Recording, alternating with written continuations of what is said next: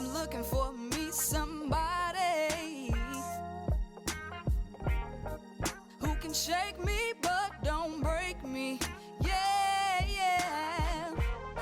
Fill me up like sweet tea in my cup. Yeah, I want you to rock went to New York in June to do the Apollo Comedy Club. Inside the historic Apollo Theater, they have a comedy club. So I headlined that club, and I set up a meeting with an agent.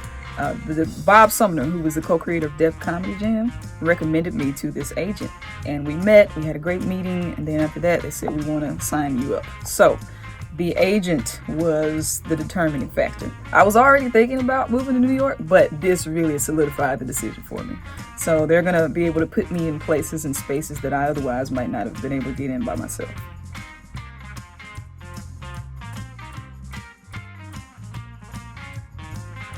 I'm going to miss the Mississippi weather. I am very cold-natured.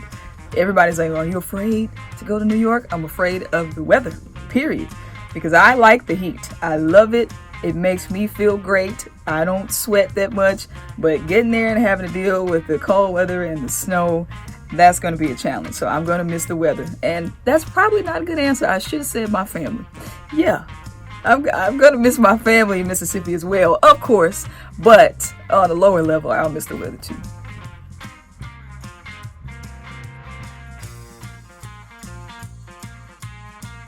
I'm really looking forward to tackling some topics that I don't feel like I can talk about in Mississippi without consequence. Mississippi is conservative. We're in the Bible Belt. And so certain things I'm literally afraid to talk about because depending on what I do on Facebook, I may get a death threat in my inbox. And not saying those will go away, but New York is much more progressive, which means I will get to be progressive in my comedy as well. So I am looking forward to talking a little bit more about politics and racial things that I've just been a little on edge about talking about in Mississippi.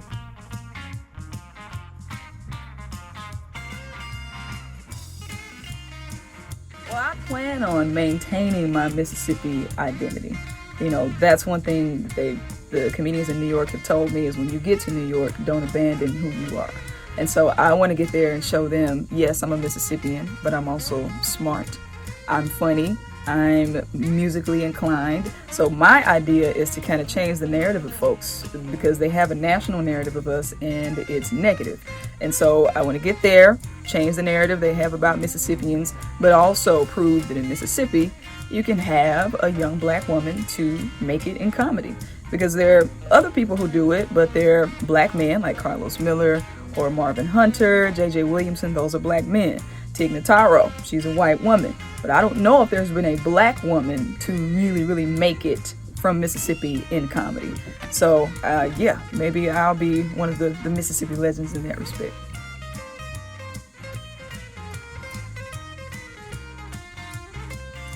I just want to say thank you so much for everybody who has supported me, is supporting me, for every share, for every like, for every retweet, for every kind comment in the grocery store, on the street.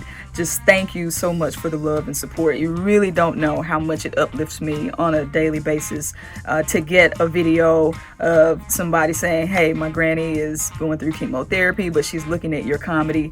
You know, you guys really do uplift me and keep me going. So thank you so much for your love and support. I do not take it for granted.